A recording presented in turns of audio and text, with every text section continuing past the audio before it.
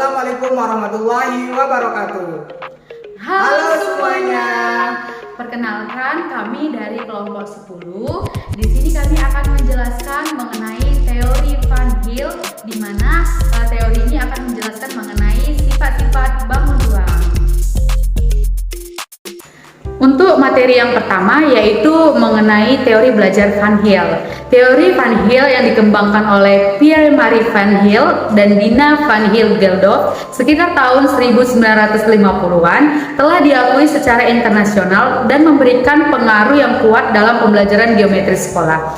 Tahap berpikir Van Hill adalah kecepatan untuk berpindah dari satu tahap ke tahap berikutnya, yaitu dari level 0 sampai level 4. Adapun tahap-tahap belajar dari teori Van Hill yaitu yang pertama tahap pengenalan, kedua tahap analisis, ketiga tahap pengurutan, keempat tahap deduksi, dan yang terakhir tahap keakuratan. Pertama tahap pengenalan. Pada tahap ini siswa hanya baru mengenal bangun-bangun geometri. Kedua tahap analisis. Pada tahap ini anak sudah dapat memahami sifat-sifat dari bangun-bangun geometri. Yang ketiga, tahap pengurutan. Pada tahap ini, anak sudah mampu mengetahui hubungan yang terkait antara suatu bangunan geometri dengan bangunan geometri lainnya.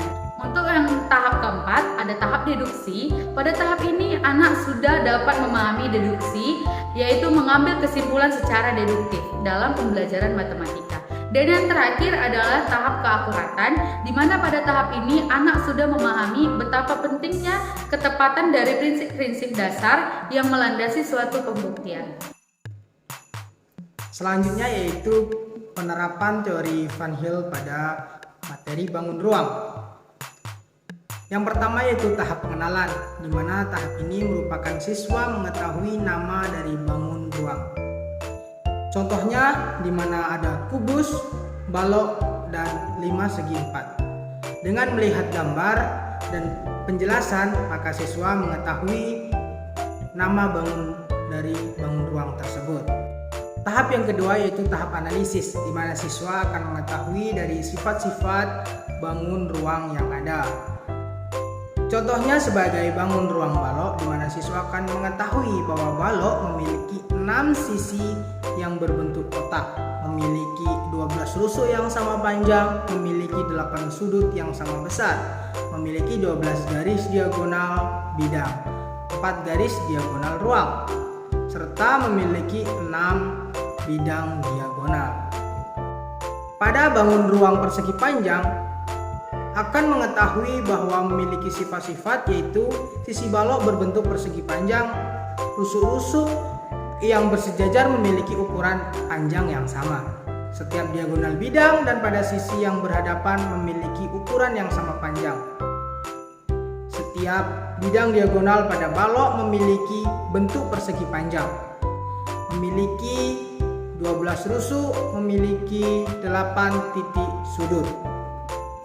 Sedangkan pada bangun ruang 5 segi 4, peserta didik akan mengetahui bahwa memiliki satu sisi berbentuk segi 4, memiliki 8 rusuk, memiliki 5 titik sudut, dan memiliki 1 titik sudut tinggi, serta memiliki alas segi 4. Pada tahap yang ketiga yaitu tahap pengurutan, di mana siswa akan memiliki kemampuan untuk menghubungkan atau keterkaitan antar geometri satu dengan geometri yang lain, di mana pada bangun ruang kubus memiliki keterkaitan dengan bangun ruang yang lain atau geometri yang lain yaitu prisma segi 4. Pada bangun ruang balok memiliki persamaan dengan geometri yang lain yaitu prisma segi panjang. Sedangkan pada 5 segi 4 memiliki keterkaitan dengan geometri lain yaitu piramida.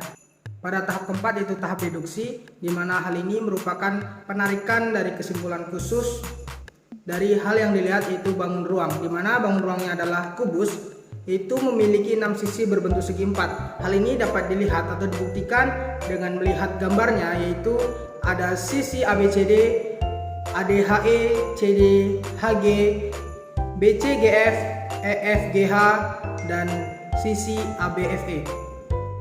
Sedangkan pada bangun balok memiliki 8 titik sudut. Dapat dilihat pada sudut A, B, C, D, E, F, G, H. Pada bangun ruang 5 segi 4 yang dapat diambil kesimpulan khususnya salah satunya ialah memiliki 8 rusuk. Hal ini dapat dibuktikan dengan melihat gambarnya di mana yaitu ada rusuk AB, rusuk BC, rusuk CD, rusuk DA, rusuk AT, rusuk DT, rusuk BT, dan rusuk CE. Pada tahap kelima atau tahap terakhir yaitu tahap keakuratan, di mana tahap keakuratan ini merupakan tahap tertinggi pada tahapan geometri yaitu pada teori Van Heel. Pada penerapan ini siswa akan memiliki kesadaran bahwa satu konsep geometri tidak akan berlaku jika tahapan atau konsep geometri yang lain tidak dilakukan. Tahapan ini merupakan tahapan tertinggi, di mana pada siswa SD biasanya hanya berlaku pada tahapan analisis. Tapi hal ini juga bisa dilakukan untuk tahap keakuratan, di mana akan diberikan penjelasan yang lebih mendalam bahwa konsep geometri tidak bisa digunakan jika konsep sebelumnya tidak bisa berlaku. Terima kasih semuanya. Assalamualaikum warahmatullahi wabarakatuh.